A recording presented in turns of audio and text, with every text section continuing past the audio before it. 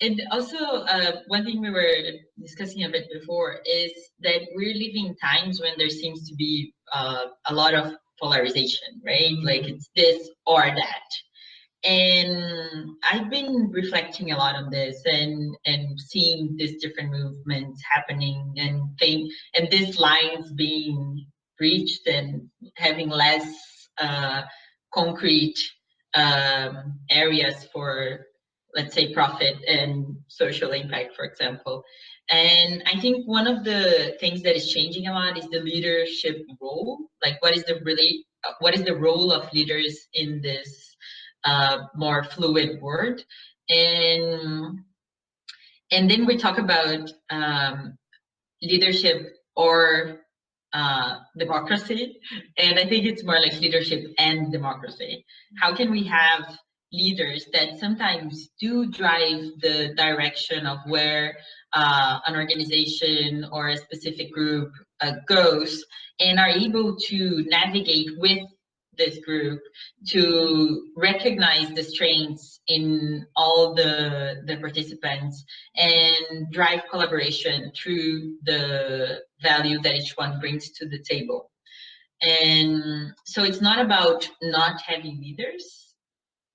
It's more about having leaders and having participation, having more horizontal organizations, and having the capacity to sometimes decide what is the direction that this initiative has to take. And I think this is a struggle, right? Like we still are very distant from leaders. I think here in Brazil we still have, especially with politicians, only the crisis of not feeling represented, and we seek little interaction yet, or better, we're seeing a lot of movement, seeing more interaction, a lot of young people, millennials, coming into government positions and wanting to do it in a more collaborative way.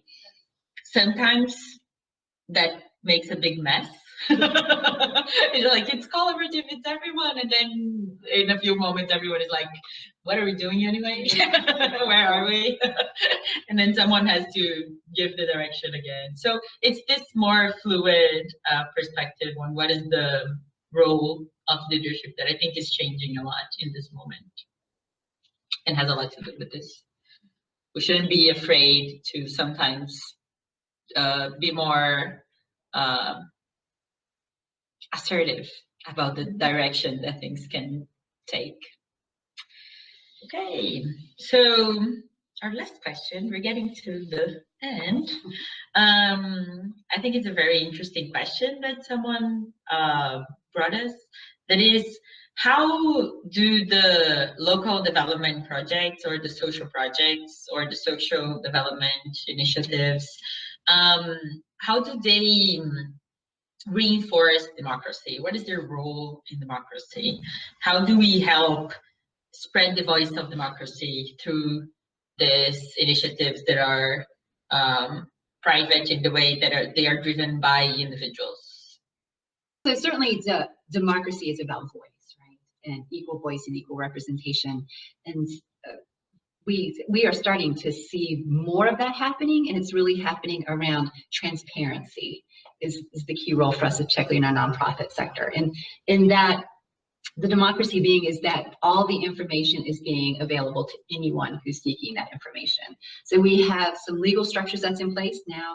Since 2002, we've been required every year to fill a financial statement that talks about where our money's come from, where our money's going, and what is the impact of our work.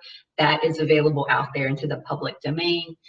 We also, of course, have social media, which is really impact democracy, that is able to galvanize people really quickly. I mean, we have the Women's March, which happened the week after our election, and yeah, I mean, after he was seated, and our current president, and that the response to that was just overwhelming. So I think that you're using tools in different ways, as you were describing as well, and also the expectations around transparency and sharing of information is occurring too, with equalizing that.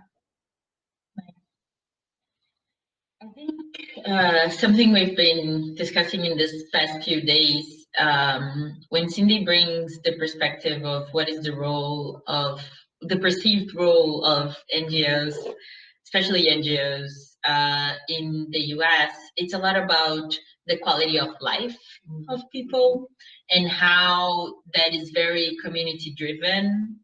There's organizations that do like Teach for America. They work all across the country, and they're even like have international perspectives or initiatives.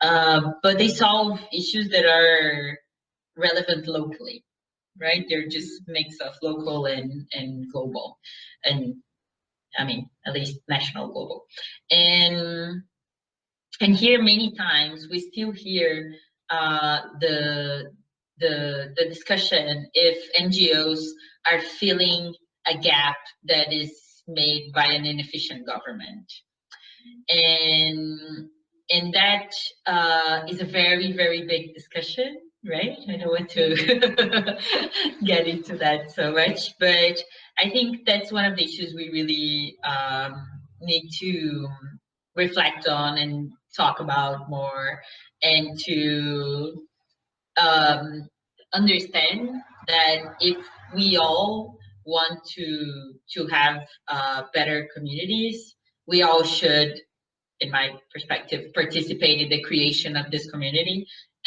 Sometimes we have to be confrontational, like what you said, because it's a role of the government or of business or of some entity that is creating a problem.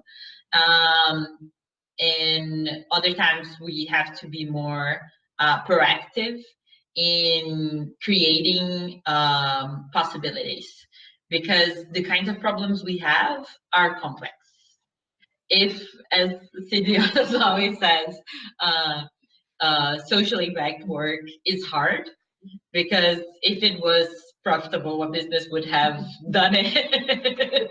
And if it was easy, we would have solved it as society, independent of which sector would be doing that.